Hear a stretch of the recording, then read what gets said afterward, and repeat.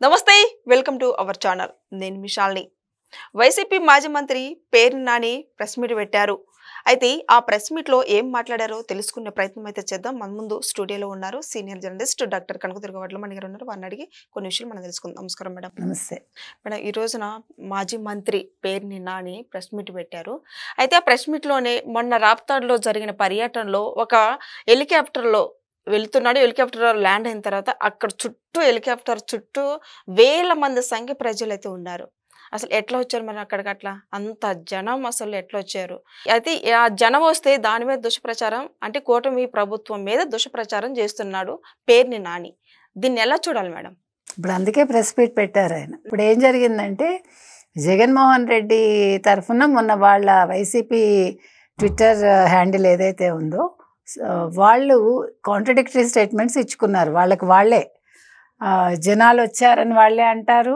తర్వాత పోలీస్ భద్రతా వైఫల్యం అని వాళ్ళే అంటారు విండ్షీల్డ్ పాడైపోయిందంటారు విండ్షీల్డ్ పాడైందన్న ఒక పావు గంటకి హెలికాప్టర్ వెళ్ళిపోతుంది ఇవాళ ఏమంటున్నాడు వీటన్నింటికి వివరణ ఇస్తూ ఆయన ఇది చంద్రబాబు చేసిన కుట్ర చంద్రబాబు నాయుడు అంటే ఈ ప్రభుత్వం వైఫల్యం అంటున్నాడు ఆయన ఏదో అంటారు చూడండి మోకాలకిను బట్టతలకి మూడేద్దామని చూస్తున్నాడు అసలు సంబంధం లేకుండా మాట్లాడాడండి ఆయన ఈనాడు ఏం రాసింది లేకపోతే ఇంకో పేపర్ ఏం రాసింది అన్ని అవాస్తవాలు రాసింది అంటాడు ఆయన తర్వాత చంద్రబాబు నాయుడు మీద ఇవాళ ఒక కుట్ర మళ్ళా పాతది తీసుకొచ్చి ఆయన ఎన్టీ రామారావు గారికి వెన్నుపోటు పొడిచాడు ఆయన ఆ రోజుల్లోనే ఈ ఎమ్మెల్యేలని వాళ్ళని తీసుకెళ్ళి ఒక హోటల్లో పెట్టాడు అలా అంతా మళ్ళా అంటే అసలు వెన్నుపోటు కాదు మొర్రో అని చెప్పినా కూడా వీళ్ళు పదే పదే ఒక అబద్ధాన్ని నిజం చేయడానికి ఈ వైసీపీ వాళ్ళు ప్రయత్నిస్తారు ఇంకో మాట ఏమంటున్నాడు ఆయన ఎన్టీ రామారావు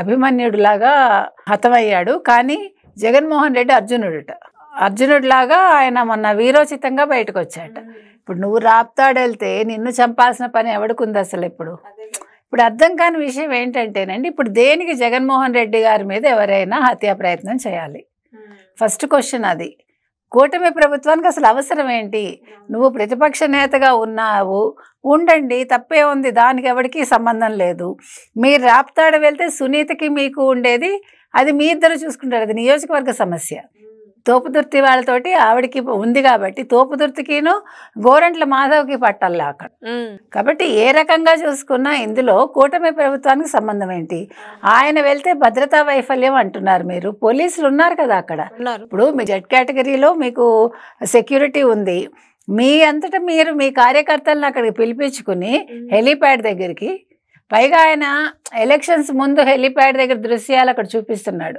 అప్పుడు తక్కువ సంఖ్యలో ఉన్నారు ఎలక్షన్ కోడ్ ఉంది కాబట్టి కేంద్రం చేతిలో ఉంది అంటున్నాడు అప్పుడు కూడా మా చేతిలో ఉంది మా పోలీసులు అని చెప్పుకోవట్లా అంటే అప్పుడు పోలీసులు ఎలా ఉన్నారో మీకు అర్థమైంది ఇప్పుడు పోలీసులు వైఫల్యం అంటాడు ఇప్పుడు చెప్పినా కూడా వాళ్ళు వినకపోతే అక్కడ తోపుదుర్తికి చెప్పినా కూడా డిఎస్పీ వాళ్ళు వినలేదట కదా దాన్ని ఒప్పుకోవట్లేదు ఆయన వాళ్ళు వచ్చేసారు ఆయనకి ఏదైనా అయితే అంటే అది మీ బాధ్యత అప్పుడు విననప్పుడు ఎవడేం చేస్తాడు పోలీసులు కొడతారా ఏమన్నా కొట్టలేరు కదా లాగలేరు కదా ఇప్పుడు తోపుదుర్తిని తీసుకెళ్ళి ఎక్కడో జైల్లో పడేయలేరు కదా విండ్షీల్డ్ పాడైపోయిందని చెప్పి ఆయన రోడ్డు మార్గంలో వెళ్ళారు జగన్మోహన్ రెడ్డి విండ్షీల్డ్ పాడయ్యాక నీకు హెలికాప్టర్ ఎలా లేస్తుంది ఇప్పుడు ఆయన అంటున్నాడు విండ్షీల్డ్ పాడైపోతేట ఒక కారు మీకు ఆగిపోతే మీరు ఏం చేస్తారు తాడు కట్టి తీసుకెళ్తారు కదా అలాగా హెలికాప్టర్ తక్కువ ఎత్తులో అది నెమ్మదిగా వెళ్తుంది అంటే నాకు తెలియదు సిన్సియర్గా నాకు దాని మీద అవగాహన లేదండి ఇది మాత్రం మనం ఖచ్చితంగా కనుక్కోవాలి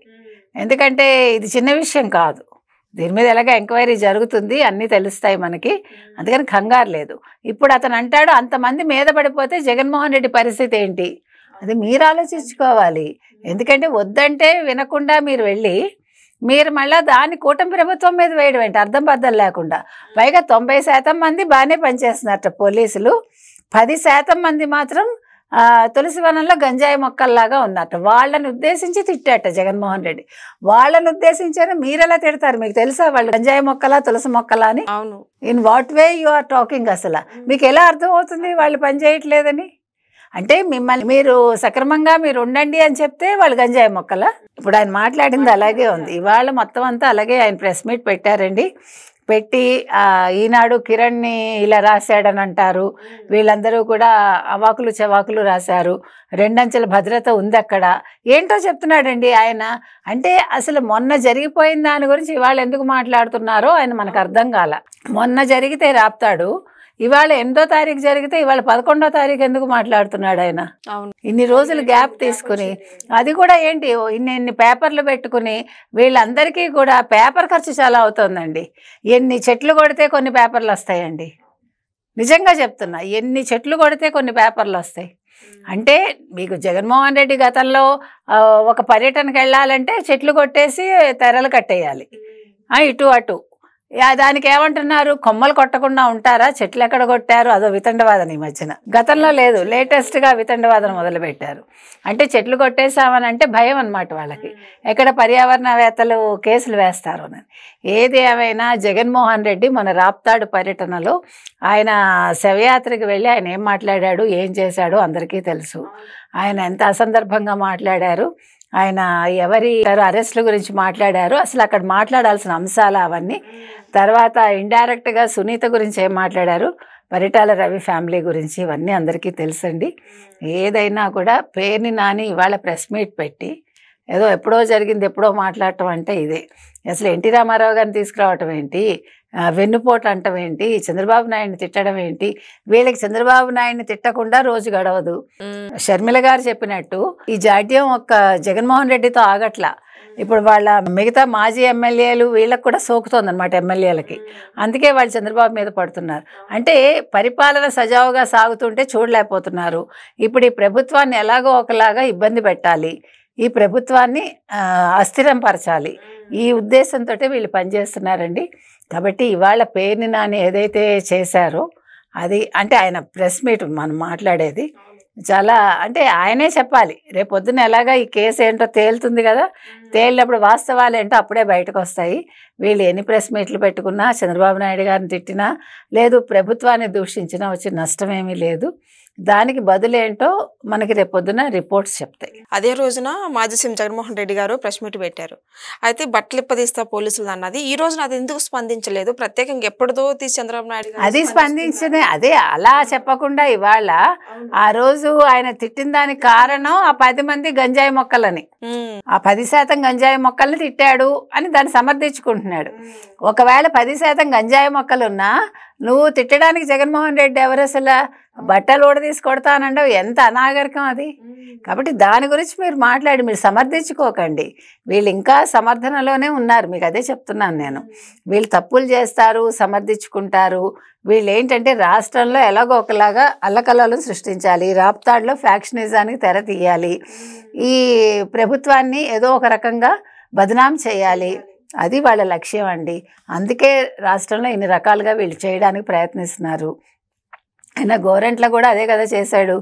ఏకంగా ఎస్పీ కార్యాలయంలోకి కారులో వెళ్ళిపోయి అక్కడ హల్చల్ చేశాడు కదా. అక్కడ అసలు డిఎస్పీలని వాళ్ళని మాట వినకుండా వాళ్ళని ఇబ్బంది పెట్టాడా లేదా? పెడితేనే కదా అరెస్ట్ చేయాల్సి వచ్చింది అతన్ని. అసలు వినలేదు మాట, వాళ్ళ మీద రెచ్చిపోయాడు. ఆ కిరణ్ అన్న అబ్బాయిని, ఆ సానుభూతిపరుడు ఉన్నాడు కదా టీడీపీకి, అతన్ని నాకు ఇచ్చేయమంటాడు, లాక్కుని వెళ్ళిపోదామని చూస్తాడు. చంపేస్తాడా ఏంటి మనకు అర్థం కాల.